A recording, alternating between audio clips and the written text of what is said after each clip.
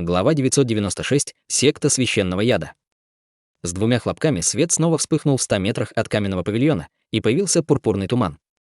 Изнутри послышался яростный вой. Послышалось еще 2 гневных воя, после чего туман рассеялся, обнажив четырехкрылую птицу с головой льва. Размах его крыльев был около 20 метров, а его тело сверкало пурпурным светом. «Львиный ястреб!» — закричал эксцентрик, увидев истинную внешность зверя. Ученый изменился в лице и взмахнул рукавом, выпустив красно-черную саблю в направлении зверя. Зверь, казалось, испугался сабли и тут же выплюнул из пасти 2 кольца фиолетового света. Раздались взрывы, когда красно-черная сабля и фиолетовый свет столкнулись между собой, но с каждым взрывом свет сабли ослабевал. К тому времени, когда сабля достигла зверя, его свет сильно потускнел и был заблокирован несколькими оставшимися кольцами фиолетового света. Зверь обрадовался этому и решил использовать больше своих способностей для поимки сабли. Но затем ученый выплюнул туман сущности крови и сделал жест заклинания. Сущность крови мгновенно сгустилась в малиновые талисманные иероглифы, а затем исчезла из поля зрения. В этот момент летающая сабля вспыхнула малиновым светом и уничтожила все оставшиеся фиолетовые кольца света, появившись перед демоном в тот момент, когда он собирался пробиться сквозь него. Зверь встревоженно взмахнул крыльями и метнулся назад, подняв одну лапу, чтобы блокировать удар. Зеленая кровь брызнула в воздух. Летающая сабля была на время заблокирована, но на полпути она тоже начала рассекаться. Демонический зверь внезапно поднял свою массивную голову и ужасающе заревел. Оба культиватора были поражены этим. Рев был такой сильный, словно он мог сотрясти небеса. В следующее мгновение произошло нечто неожиданное. Из пасти льва вырвалась прозрачная золотая рябь и потекла к сабле, отталкивая ее назад, словно пораженная огромной силой. Эксцентрик пытался помочь сабле своими желтыми мечами, но безуспешно. Однако, чем дальше распространялась рябь, тем быстрее они исчезали. Выпустив эту золотую рябь, демонический зверь, казалось, сильно измотался. Он свирепо уставился на ученого и взмахнул крыльями с раскатами грома. Затем его фигура размылась и исчезла в гигантской вспышке молнии. В следующий момент он появился на расстоянии в 100 метров от своего изначального положения. Однако он не стал долго задерживаться на месте, а улетел в виде пурпурной полоски света, быстро исчезнув из виду. Эксцентрик при виде вздохнул и повернулся взглянуть на ученого, у которого теперь был бледный цвет лица. Он с тревогой спросил: «Младший третий, ты в порядке? Ты уже использовал большое количество магической силы, чтобы контролировать черную кровавую саблю, а затем даже использовали сущность крови для увеличения ее мощи». Ученый вздохнул и покачал головой. «Я в порядке, только потерял немного жизненной силы». Этот львиный ястреб в древние времена был знаменитой хищной птицей. Его способности должны быть даже сильнее, чем у культиваторов на поздней стадии зарождающейся души, таких, как мы. Если бы мы не прогнали его, сражаться с ним было бы очень опасно. Теперь, когда мы его ранили, о нем мы можем не беспокоиться. Эксцентрик, казалось, почувствовал облегчение, услышав это.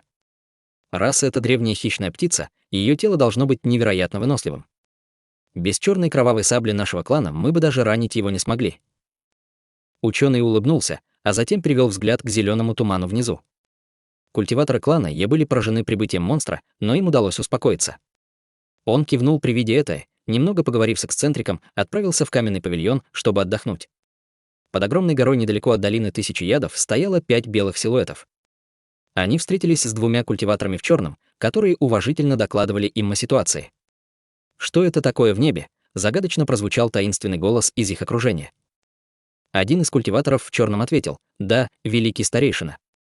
У безымянного озера в префектуре Пуюн в небо вознеслись 7 световых звездных столбов. Когда это произошло?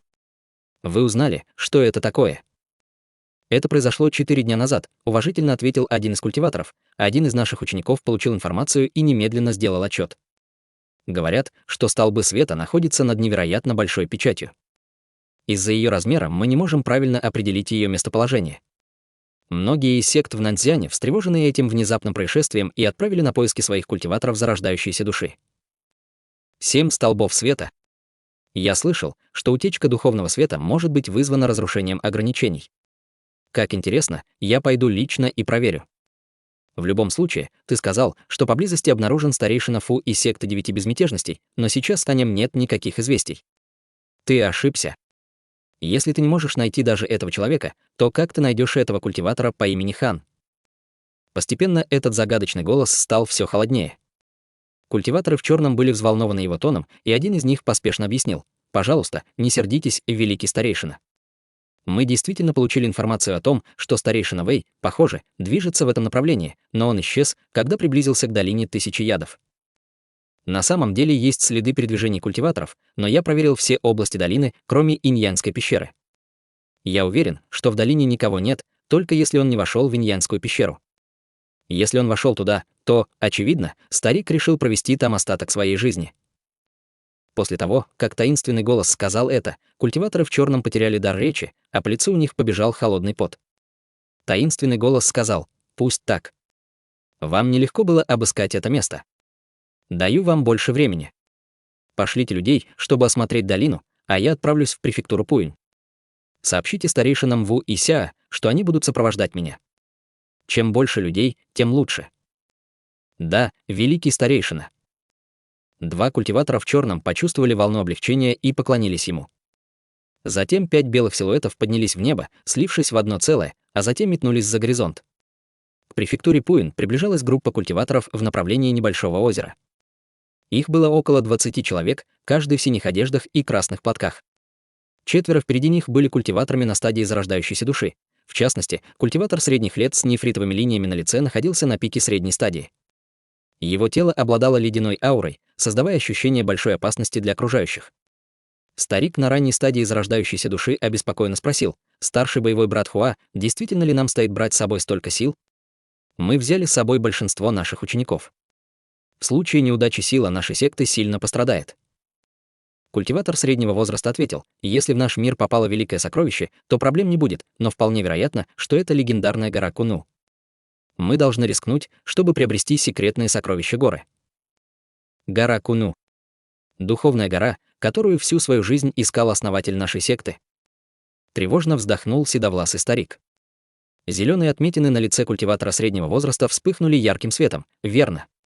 Я уже говорил это однажды, когда вы все вошли в стадию зарождающейся души. В древние времена это была одна из легендарных духовных гор Царства Смертных, но по неизвестной причине древние культиваторы запечатали ее. Однако на этой горе, несомненно, много духовных сокровищ. На самом деле основатель нашей секты был потомком древнего культиватора, который помог запечатать гору. Он был уверен, что она запечатана где-то в Наньцзяне, но мало что знал. Я считаю, что он основал эту секту в Наньцзяне, чтобы найти местонахождение горы, но его усилия были напрасны. Этот секрет передавался из поколения в поколение старейшин секты.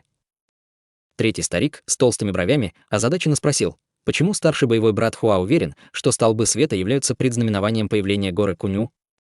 Мужчина средних лет усмехнулся. «Наш основатель оставил после себя духовную обнаруживающую жемчужину, которой когда-то обладал его предок.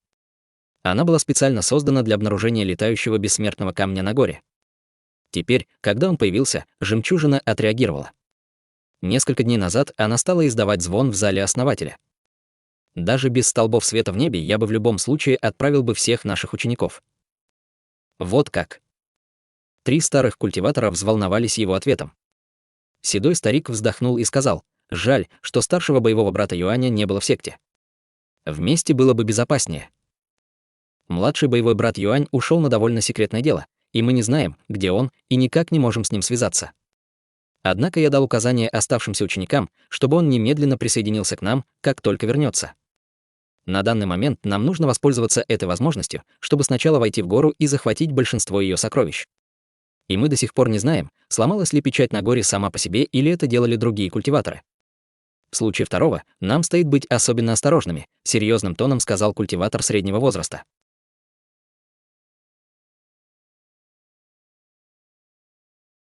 Глава 997. Расщепление таблетки. Культиваторы секты священного яда не могли знать, что их младший боевой брат Юань погиб от рук серебрянокрылого ночного демона. Поболтав еще немного, они поспешили в путь. Чем раньше они прибудут, тем лучше. Над небольшим озером в провинции Пуин собралось уже несколько сотен различных культиваторов. Многие из них летали по небу в поисках 7 столбов света. Было несколько культиваторов, опытных в технике земляного передвижения, которые иногда зарывались в землю и взволнованно переговаривались с своими спутниками на поверхности. Было ясно, что эти люди уже обнаружили огромную печать внизу. Если бы клан Е насильно не вскрыл ее, они бы не нашли печать. Но даже в этом случае все культиваторы в этом районе были чрезвычайно взволнованы и то и дело посылали талисманы передачи голоса каждому из своих кланов и сект. Были даже те, кто летел всю ночь, чтобы сообщить об этом лично. В настоящее время большинство присутствующих культиваторов находились на стадии заложения основ, и среди них было очень мало культиваторов стадии уплотнения ЦИ и формирования ядра. Большинство из них были бродячими культиваторами, случайно обнаружившими столбы света, но некоторые из них были разведчиками, посланными различными силами для расследования. В настоящее время еще не было культиваторов зарождающейся души. В этом не было ничего удивительного. Небольшое озеро изначально лежало в пустынной местности, где не было ничего примечательного. Без больших кланов или сект культиваторам зарождающейся души делать там было нечего. Даже секта священного яда, которая по первому известию бросилась к озеру, прибыла только через 2 дня. Однако, когда было обнаружено, что под землей была гигантская печать, более опытные бродячие культиваторы приняли решение мудро покинуть это место, не рискуя понапрасну. Хотя печать могла принести удивительную прибыль, но они не могли сражаться за сокровища с высокоранговыми культиваторами. Если они останутся здесь, это место станет полем битвы для высокоранговых культиваторов, и все закончится катастрофой. Конечно, было множество молодых низкоранговых культиваторов, которые не хотели уходить. Они не только хотели узнать, что было внизу, они также сильно полагались на удачу. Хотя уровень их культивации был невысоким, у них все равно могла появиться возможность получить грандиозную выгоду. Они не могли устоять перед этим. Таким образом, там собрались всевозможные персонажи со своими мыслями и помыслами. В пещере, в центре гигантской горы, Хан Ли и Бай Яой сидели, скрестив ноги, и пристально наблюдали за стариком Фу. Хотя в действительности они смотрели на сверкающий золотой котел перед ним. Он был метр в высоту и медленно вращался над землей. Старик Фу выплюнул тонкие пряди зеленого зарождающегося пламени и сделал неизвестный жест заклинания руками, время от времени ударяя по котлу заклинаниями. С каждым ударом все больше зеленого пламени, окружающего котел, превращалось в радужный свет, создавая великолепное зрелище. Из котла уже доносился лекарственный аромат. Он был насыщенным и приятным. На лице старика было торжественное выражение, а его удары стали пылкими. Было ясно, что он находился в решающем моменте изготовления таблеток. Хан Ли наблюдал со спокойным выражением, хотя в своем сердце он очень нервничал. За последние несколько дней старик Фу последовательно бросил в котел плоть призрачной иньской лошади и другие редкие материалы. Шанс на изготовление таблеток был всего один, поскольку некоторые редкие компоненты найти было уже невозможно. Хотя старик Фу был уверен в своей технике, Хан Ли чувствовал беспокойство, наблюдая за ним. Бай Яой чувствовала себя не намного лучше, а ее глаза пылали нетерпением. Затем котел внезапно остановился. Из него донесся гул, и лекарственный запах стал еще плотнее. Глаза старика Фу загорелись, и все его прошлые действия прекратились. Затем он щелкнул рукой, достав ярко-красную тыкву высотой всего 5 дюймов. Другой рукой он щелкнул пальцем, посылая пятнышко белого света в крышку котла. Крышка дрогнула, а затем соскользнула. Как только гул остановился, из котла вылетело 5 шариков белого света размером с кулак, а в центре был шар света размером с большой палец. Сами таблетки сверкали изумрудным светом. Эти пучки света сделали круг над котлом, а затем рассеялись. Старик Фу был готов к этому и поспешно встряхнул тыквой, выпустив из нее туман. Шары света мгновенно затянуло в туман. Старик глубоко вздохнул и улыбнулся. «Отлично! Я сделал это!» Бай Яой вскочила и радостно сказала: «Спасибо за беспокойство, брат Фу. Я не ожидала, что ты сможешь изготовить целых 5 таблеток. Я скорее опасалась, что количество таблеток сократится». Она говорила с покрасневшим от волнения лицом, что добавило ее очарование. Когда я собрал материалы, у меня было достаточно для 5 или 6 таблеток. Иначе зачем бы я стал приглашать 5 культиваторов? Жаль, что моя младшая боевая сестра и даосист Юань не выжили. Улыбка исчезла с лица старика. Было ясно, что у него были близкие отношения с женщиной в черном. Хотя смерть была обычным явлением среди культиваторов, радость успеха в создании таблеток не могла преодолеть такую потерю. Когда Бай Яой услышала его, ее улыбка тоже исчезла, и она вздохнула. В отличие от других, выражение лица Хан Ли оставалось неизменным, но он молчал. Затем грусть старика исчезла, и он сказал: «Госпожа Бай, деревянная коробка у тебя. Для ее хранения нельзя использовать обычные предметы, иначе она потеряет свою лекарственную силу. Кроме того, для правильного употребления таблетки потребуется полгода изоляции, или ее действие будет меньше ожидаемого». Конечно, я так и делаю. И, естественно, я не стала бы сразу принимать что-то столь ценное. Бай Яой сладко улыбнулась и, взмахнув рукой, вызвала желтую деревянную коробку. Старик кивнул и тихо щелкнул дно тыквы. Оттуда вырвался красный туман и выпустил шар белого света в направлении Бай Яой. Она поймала его свободной рукой и быстро положила в коробку. Осмотрев таблетку, она ясно ощутила ее удивительную духовную силу и радостно убрала ее. Затем она неоднократно поблагодарила его. Старик Фу улыбнулся и хлопнул по сумке для хранения, чтобы достать зеленую деревянную коробку. Затем он аналогичным образом достал из тыквы таблетку и убрал ее. Затем, слегка усмехнувшись, он поднял руку и бросил тыкву в направлении Ханли. Тот поймал тыкву неосознанно, но на его лицо было удивление. Он нахмурился и медленно спросил, что это значит. «Я просил только 2 таблетки культивации зарождающейся души». Старик сказал серьезным тоном: «Я не слишком жадный человек. Только благодаря удаче и твоей силе я смог избежать смерти и изготовить эти таблетки. Теперь, когда моя младшая боевая сестра погибла, мне нужна только одна. Если брат Хан сочтет это приемлемым, он может взять последние 3». Ханли посмотрел на тыкву в руке и перевел взгляд на старика. Он невольно улыбнулся. Он смутно догадывался, что имел в виду старик. Похоже, старейшина из секты 9 безмятежностей считал, что его ценность значительно снизилась, когда таблетки были готовы, и что Ханли внезапно станет враждебным. Таким образом, он отдал лишнюю таблетку ему. С одной стороны, он явно демонстрировал свою добрую волю, а с другой он давал Ханли меньше оснований убивать его. Если Ханли не был безжалостным, он, скорее всего, не будет питать дальнейших злобных намерений. Поскольку Ханли был подарен такой ценный подарок, он едва ли мог отказаться. Отказ мог вызвать большое недоразумение. В таком случае, я любезно принимаю твое предложение. Без дальнейших колебаний свет вспыхнул из его руки, и тыква исчезла. Старик рассмеялся и расслабился. Не нужно быть таким скромным, брат Хань. Ты это заслужил. Конечно, Бай Яой понимала, что происходит, и она молча улыбнулась. Атмосфера между ними стала более расслабленной. Поскольку таблетки уже готовы, мы должны искать выход. Давайте посмотрим на основание горы. Возможно, там мы что-то найдем, предложил старик Фу. Не успел он сказать это, как вся пещера слегка дрожала, что сопровождалось звуками приглушенного урчания. Этот звук раздавался со всех сторон и без конца. Все 3 тревожно переглянулись между собой. Бай Яой прикусила губу и сказала с удивлением: «На этой горе есть другие». «Может быть, но это может быть и серебрянокрылый ночной демон». Старик покачал головой с горечью на лице. Он снова вспомнил о смерти его младшей боевой сестры. После минутного молчания Ханли равнодушно сказал: «В любом случае, давайте будем осторожны при выходе. Объединив силы, нам нечего бояться». Взмахнув рукой, он выпустил лазурный туман. Лазурный туман пронесся по пещере, растворив все ограничения и поглотив их одним махом. В мгновение флаги и пластинки вернулись в рукав Ханли и исчезли. «Вперед! У нас нет времени на разговоры».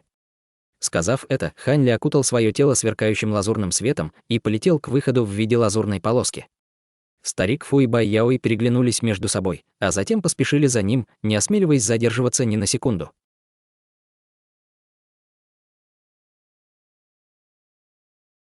Глава 998. Каменная стела. Когда старик Фу и Бай Яой вылетели из длинного прохода, Ханли уже парил высоко в воздухе и осматривал верхнюю часть стены долины, источник шума. В этот момент они обнаружили, что грохочущие звуки стали тише. Если бы не их уровень культивации, они вряд ли услышали бы это. Вскоре старик Фу нахмурился. Кажется, что звуки исходят оттуда, и его источник растет дальше. Если бы не ограничения, запечатавшие пространство вокруг, эхо было бы недостаточно громким, чтобы его слышать. Ханли повернулся к ним и предложил: «Может, пойдем туда и посмотрим, поскольку мы не знакомы с этим районом. Это будет лучше, чем столкнуться с чем-то неподготовленными. Конечно, нам лучше спрятаться, чтобы нас никто не обнаружил». Естественно, другие не возражали. Старик сделал жест заклинания, и его тело засияло зеленым светом. Затем свет потускнел и постепенно исчез в слабой зеленой тени. Бай Яой подняла руку, и холодный свет озарил ее палец, вызвав сверкающий кристаллический медальон. Сжав его в руках, она начала произносить заклинание, и вскоре медальон выпустил серебряный туман, который постепенно окутал ее и исчез. Поскольку ограничения на горе значительно сократили радиус использования ими духовного чутье, скрытность была для них идеальным выбором. Но использование техник сокрытия вне этих обстоятельств было гораздо менее эффективным в отношении культиваторов аналогичного уровня. Увидев, как они скрываются, Хань Ли улыбнулся и сделал то же самое. Его тело вдруг запульсировало светом, а затем он полностью стер его ауру. Эти двое стояли перед Хань Ли, но не могли обнаружить его. Затем он безразлично хлопнул по своему телу талисманом и стал совершенно прозрачным. «Идемте», — спокойно сказал Хань Ли, и все поднялись в воздух. В этой таинственной чужой стране трое они не могли позволить себе лететь на быстрой скорости. Все трое летели над зеленым ландшафтом, заполненным плотной духовной ци. Каждое место, которое они пересекли, выглядело идеальным местом для культивации. Если бы эта гора была снаружи, множество кланов попытались бы захватить ее. За час их путешествия они не столкнулись ни с какими неприятностями к радости всей группы. Вокруг было совершенно безжизненно, что не могло не настораживать. Бай Яои нерешительно сказала: «Брат Хань, ты чувствуешь это? Духовная ци здесь удивительная, но мы до сих пор не видели ни одного духовного растения. Здесь только обычная растительность». Хань Ли спокойно ответил: «Я тоже заметил. Мы движемся вглубь, духовная ци становится еще более плотной, словно снаружи духовные горы. Могу предположить, что раньше культиваторы выращивали растения выше, чтобы использовать это преимущество. Духовная ци может стать еще плотнее». Удивилась Бай Яои. Она уже считала текущую духовную ци идеальной для культивации. Услышав его, сердце старика Фу дрогнуло, и он сказал: «Брат Хан, если вершина горы действительно является святой почвой для культивации, нам не нужно спешить уходить отсюда. Может, будет лучше, если мы будем культивировать здесь какое-то время». Хань Ли криво усмехнулся: «Брат Фу, ты же не считаешь это место обычной духовной горой? Иначе зачем древним культиваторам покидать это место, если они могли тут спокойно культивировать в такой плотной духовной ци? Ограничение, охватывающее всю эту гору, также очень странно. Если я найду выход, я здесь не останусь». Старик Фу изменился в лице и криво улыбнулся. Слова брата Хана вполне разумны. Это действительно неподходящее место для культивации. Мое волнение затуманило мне разум. Его глаза вспыхнули синим светом, и он повернулся в сторону. Двое других были сбиты с толку его внезапными действиями и последовали за его взглядом. На большом расстоянии в воздухе витал белый туман. Поскольку туман часто образовывался по всей горе, им не показалось это чем-то странным. Хань Ли моргнул и сказал: «Давайте посмотрим. Может, там есть что-то, что мы сможем использовать». Затем он взглянул вдаль. Двое других были сбиты с толку, но они знали, что он не будет действовать без причины, и последовали за ним. Войдя в туман, они внезапно остановились. В белом тумане было широкое пространство белокаменных ступеней, протянувшихся к вершине и основанию горы, которым не было видно ни конца, ни края. Сбоку от этих ступеней была белая стела высотой 30 метров и шириной 10 метров. Хань Ли встал перед ней, заложив руки за спину, и осмотрел его. Старик спустился и спросил: «Брат Хань, ты что-то нашел?» С серьезным выражением он угрюмо ответил: «Ну, я наконец-то знаю, что это за место. Товарищи даосисты, посмотрите». «Да». Другие воодушевленно сделали несколько шагов вперед. Благодаря двух древним золотым символам, элегантно надписанным на самом верху, вывод был очевиден. Куну. Неужели это легендарная гора Куну? Крикнул старик Фу с тревогой. Бай Яои прикрыла рот, задыхаясь от удивления. Так и есть. В древние времена гора Куну была известна как Бессмертная гора, священная земля, где собирались древние культиваторы. Она заслужила свою репутацию благодаря своим размерам и духовной ци. Однако ходили легенды, что те же самые культиваторы отправили гору в мир духов или потопили ее в подземном мире. Как она может быть здесь? Бай Яои не верила своим глазам. Госпожа Бай, легенда и история часто сильно отличаются. Кажется, правда была в том, что гора была запечатана по неизвестной причине. По воле судьбы мы активировали древнюю транспортную формацию и прибыли сюда. Старик Фу пришел в себя и энергично сказал: «Учитывая репутацию горы, здесь наверняка найдется бесчисленное множество древних жилищ культиваторов. Если мы осмотрим некоторые из них, награда, безусловно, будет отличной». Хань Ли покачал головой и сделал шаг вперед, а затем слегка погладил стену. Возможно, но поскольку эта гора была запечатана, у них была причина уйти отсюда. Я не верю, что мы сможем найти много чего полезного. Но эта стела, кажется, является великим сокровищем. Столько лет она оставалась в вертикальном положении и поглотила непостижимое количество духовной ци, несмотря на грубую очистку. Что? Стела тоже духовное сокровище. Двое других были потрясены таким заявлением и молча осматривать ее. На первый взгляд, она выглядела сделанной из обычного камня. Несмотря на то, что в ней была духовная ци, она не подходила для создания даже магических инструментов самого низкого уровня. Они странно уставились на Ханли. Он слабо улыбнулся. «Кажется, вы двое не верите мне, но я в этом абсолютно уверен». Хотя внешне он был спокоен, на самом деле он был сильно озадачен. Даже он не мог сказать, что в этом особенного. Единственная причина, по которой он это сказал, заключалась в том, что бронированный земляной дракон, мирно покоящийся в его сумке для хранения духовных зверей, сильно взволновался, когда он приблизился к ней. Он кричал без конца, указывая на то, что предмет был необычным. Однако Хань Ли не смог увидеть ничего странного даже своими глазами духовного прозрения, и его скепсис значительно постепенно рос. Но Хань Ли пришлось сделать вид, что он пристально осматривает стелу. Он сделал жест заклинания и приложил сверкающую лазурным светом руку к стеле. Каменная стела дрогнула, и свет начал быстро уменьшаться. Когда она уменьшилась до половины своего размера, Хань Ли взмахнул рукой и собирался убрать ее в сумку для хранения. Когда стела поднялась на полфута от земли, она претерпела странные изменения. Внезапно он начал гудеть и сверкать лучами белого света. Хань Ли почувствовал, что теряет контроль над ней. С тяжелым грохотом он поставил стелу на прежнее место, в результате чего земля яростно затряслась.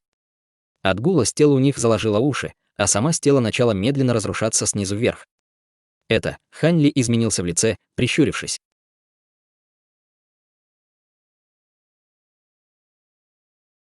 Глава 999. Хрустальная плита. Ой. Поверхность стелы. Прежде чем Хань Ли смог четко увидеть, что происходит, старик Фу внезапно указал на заднюю часть и выкрикнул в тревоге. Хань Ли поднял лоб. Если он правильно помнил, позади ничего не было, но старик не стал бы действовать без причины. Он быстро расплылся, а затем появился за стелой, но был потрясен увиденным. Среди разбитых фрагментов лежал ярко-синий кристалл, сверкающий нескольких глубоких трещин. Духовные камни. Хань Ли моргнул, не совсем уверенный в том, что видел. Он внезапно щелкнул пальцами, и более 10 полос ци меча сплелись вместе, мгновенно покрывая верхнюю половину камня лазурным светом.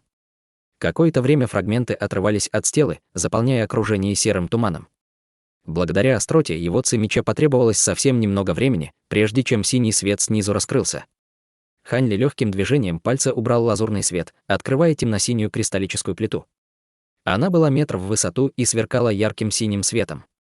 Ее не было видно полностью, она казалась длинной и плоской. Каменная стела, казалось, была только толстой оболочкой, окружающей ее.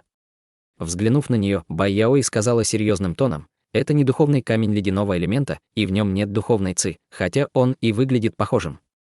Нет сомнений, что это не камень духа. Это не то, что можно закалить в других предметах, а на поверхности есть какие-то надписи». Хань Ли посмотрел на часть голой хрустальной плиты и увидел, как по ее поверхности бродят древние талисманные символы. Вздохнув, он сжал магическую силу в своем теле и потянулся к плите.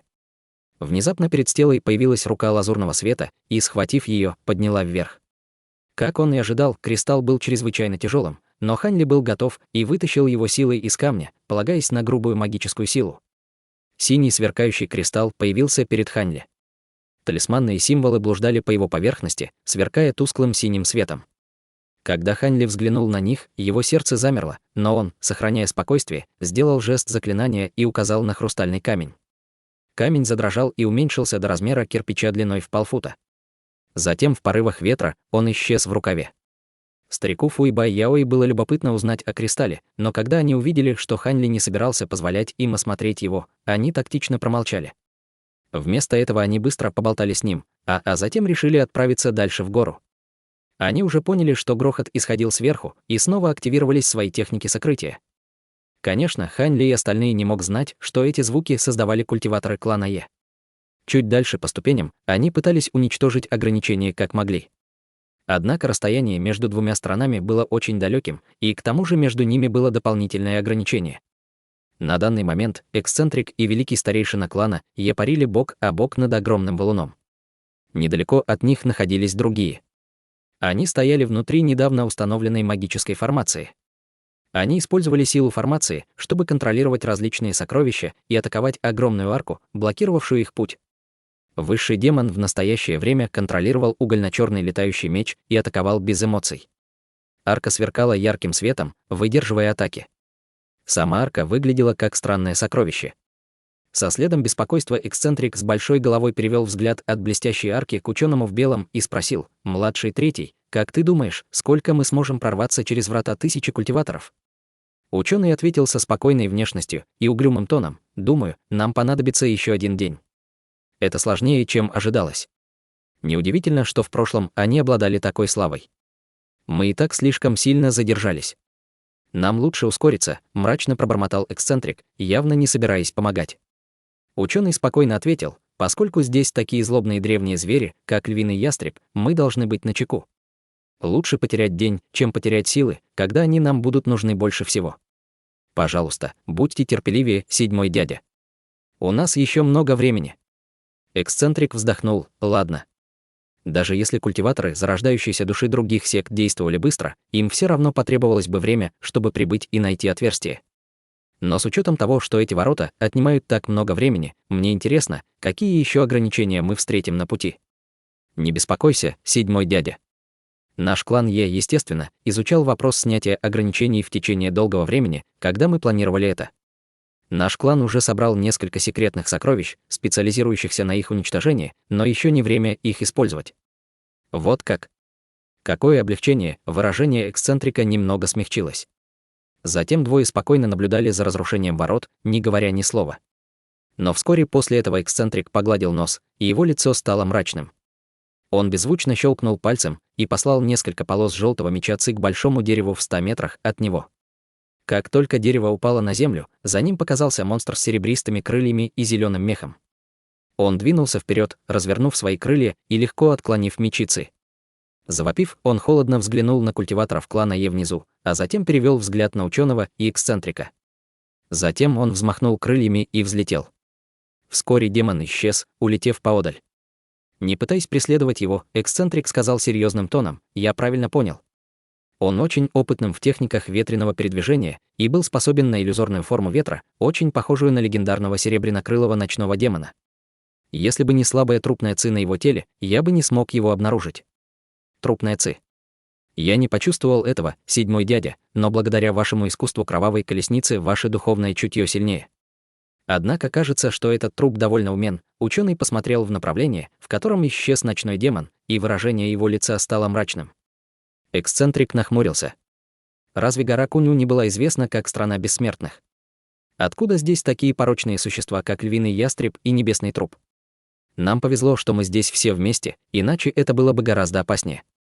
Немного помолчав, ученый медленно сказал: в прошлом это была страна бессмертных. Теперь это запечатанная реликвия. Неудивительно, что все это происходит, но единственное, что должно нас беспокоить, это божественные духовные сокровища.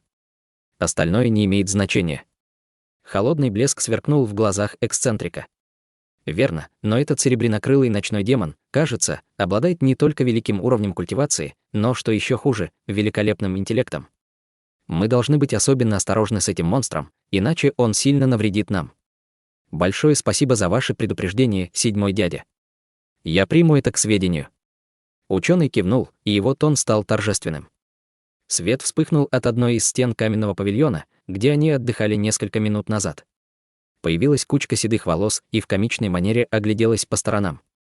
Когда этот человек обнаружил, что никого нет, он покинул павильон и медленно поднялся на крышу на большом световом диске.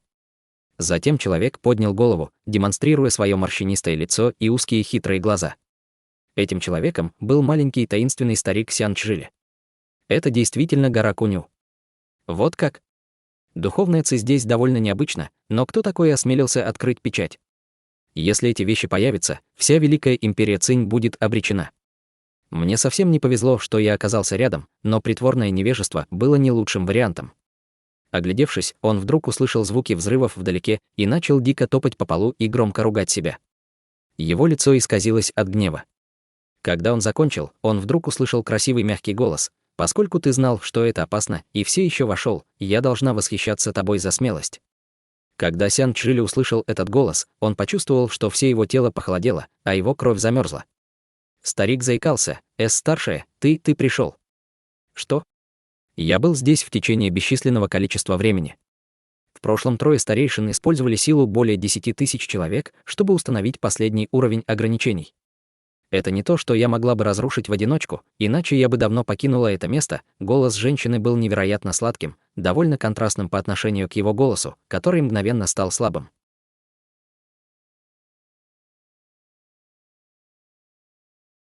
Глава 1000. Призрачный воздух. Сян Чжили сначала запаниковал, а потом вспомнил кое-что и успокоился. Невозможно. Благодаря подавлению 2 божественных духовных сокровищ никто не может освободиться из формации 9 истин подавления демонов. Если бы старшая сбежала, вы бы уже покинули гору через отверстие в печати. Вы, должно быть, насильно высвободили нить своего духовного чутья, чтобы напугать меня. Ты знаешь про формацию 9 истин подавления демонов и божественные духовные сокровища. Неужели ты потомок 3 мастеров горы Куну? Хотя женский голос все еще был приятен для слуха, теперь он звучал холодно. По правде говоря, нет, но в этом мире есть несколько людей, которые тоже знают об этом. Я просто оказался одним из них. Говоря это, Сян Чжили внимательно изучал свое окружение. Женский голос фыркнул. Ты ничего не найдешь. Мое настоящее тело в заточении, и я не позволю тебе разрушить мои шансы выбраться отсюда. Может, ты просто останешься здесь на несколько месяцев. С этими словами воздух над каменным павильоном начал деформироваться, и появился белый вихрь, покрывающий маленького старика светом радуги. Призрачный воздух. Сян Чжили изменился в лице, а его тело покрыл серебристый свет, и он метнулся прочь в виде полоски света. Однако радужный вихрь вращался вокруг него, и огромная сила притяжения крепко удерживала его на месте. Вскоре вихрь исчез, унеся с собой Сян Чжили, как будто его тут никогда и не было. Кажется, мне придется еще немного поспать. Надеюсь, эти культиваторы поторопятся, и я смогу быть по-настоящему свободной, когда проснусь. 3 мастера горы Куну узнают, как запечатывать меня здесь. Когда придет день хе-хе, женщина пробормотала слабым голосом, а затем продолжительно рассмеялась. 7 дней спустя культиваторам клана ей удалось пробиться сквозь врата 1000 культиваторов, но они попали в мощную иллюзию. Группа Хань Ли же была заблокирована каким-то странным ограничением и были вынуждены думать о способе ее уничтожения. Однако внешняя сторона печати была очень активна. Около 1000 культиваторов собрались на площади в десятки километров. Присутствовала даже дюжина эксцентриков зарождающейся души. Самыми привлекательными из них были 4 старейшины секты священного яда. Все остальные культиваторы зарождающейся души были одиночками, которых привлекли слухи. Ученик в синем с красной повязкой на голове делал отчет старейшинам секты священного яда. Ученик с уважением сказал: «Великий старейшина, мы уже изучили большую часть печати и имеем общее представление о ней. В районе дюжины километров под землей мы обнаружили нечто скрытое в иллюзорной формации. Наши ученики, искусные в этих вопросах, пытаются развеять это как можно скорее». Несмотря на то, что это была быстро установленная формация, создатель был чрезвычайно искусным мастером, так что это займет некоторое время. Мужчина средних лет с зелеными отметинами на лице глубоко вздохнул. По крайней мере, хорошо, что у нас есть общее представление о ситуации. Поскольку мы уже были здесь в течение нескольких дней, было бы проблематично, если бы мы не могли найти отверстие. Однако, вам лучше быть начеку. Никто не должен знать о ваших действиях. Вернитесь назад, а затем оповестите нас, когда формация будет снята. «Да, великий старейшина», — сказал ученик. Затем он вынул талисман земляного передвижения и погрузился в землю. Один из старейшин секты священного яда сказал: «Старший боевой брат Хуа, в Наньсяне нет культиваторов на поздней стадии зарождающейся души.